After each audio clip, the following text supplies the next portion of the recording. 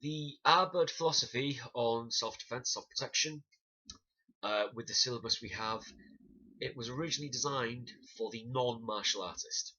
So I'm quite happy to go to martial arts clubs and spend the rest of my life going through all the different techniques, going through all the different grades. Not everybody is. So I'd put RBUD, the syllabus, together for people who are short on time and short on cash. I've had people who have trained with us who have been very upfront. They don't like martial arts, they don't like violence. To be honest, you shouldn't really like violence. Combat sports is a different thing. I think combat sports and martial arts are great, but to enjoy going out and getting into a fight on a Saturday night because a sports team won or lost, I think is absolutely stupid. However, if you live in a bad area or your work puts you in front of bad people, as a lot of our clients, customers have done, you need something. In that case, for self-protection, self-defense, everything needs to be short and quick. So there's no point in trying to teach you some overly, complicated, elaborate technique where a simple smack to the jaw would do.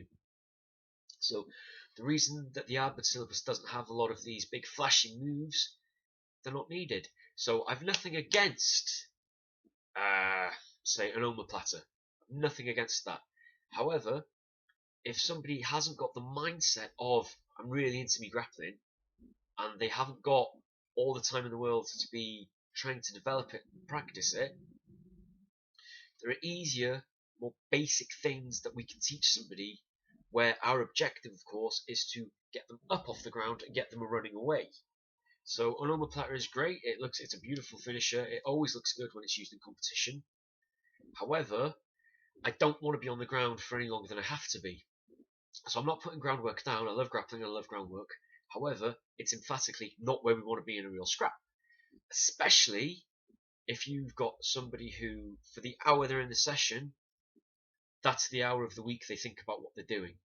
The rest of the week, they don't like to think about it. If you're a full-time grappler and you're grappling 3, 4, 5 times a week, and you're always thinking about grappling, then yeah, omoplatas would be great for you. However, it's a different thing when it comes to a self-defense situation, because I don't care if I beat you up. I don't care if I can make you submit. I don't care if I knock you unconscious.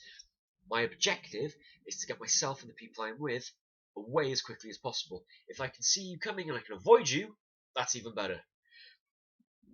I'll do another video later on preemptive movers, not just preemptive strike. It's all about avoidance, so awareness, avoidance, aggression. Aggression comes at the end because we've lost everything else. It's the only thing left to us. So the self-defense syllabus should be very, very basic techniques that have the highest percentage chance of working all the time. Obviously different objectives, different things. Check out the other videos on 3 siblings, martial arts, self-defense and matchfighting for that.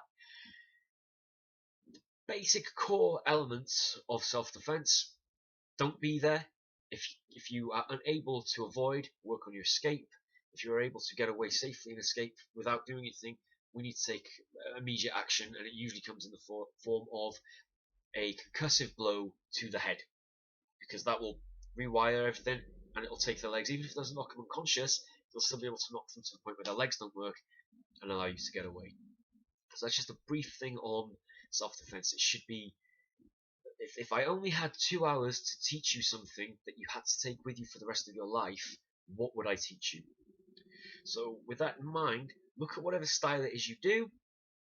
If you do multiple styles, that's fantastic. Look at each individual style and say, if I only had 2 hours to teach somebody who has no prior experience and they don't enjoy it, in 2 hours, what from my syllabus would I teach this person to keep them safe in a self-defense situation? They're not going to have match fights. They're not going to have competitions. It's not about them grading. It's just some techniques that I need to teach this person in 2 hours that they can take with them for the rest of their life. What would I teach them? That's what I've built the whole RBUD system on. That's what I think self-defense, self-protection should be. It's the basic core stuff that has the highest percentage of working that they can drill over and over and over. It doesn't take a lifetime to learn, but it can be picked up pretty quickly, it can be drilled very efficiently, and it will work. If you disagree, that's fine. Please leave your comments under the clip. Leave them nicely and politely, because it should all be about sharing information and sharing our point of views. Until next time, train hard, train smart, and stay safe.